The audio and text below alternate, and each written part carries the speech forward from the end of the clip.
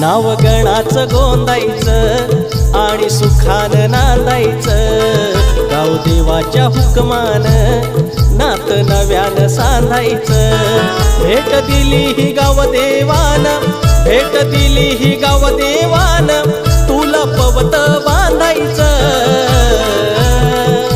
पवत बांधायचं, गणाला पवत बांधायचं। सुखानं नांदायचं, गणाला पवत बांधायचं।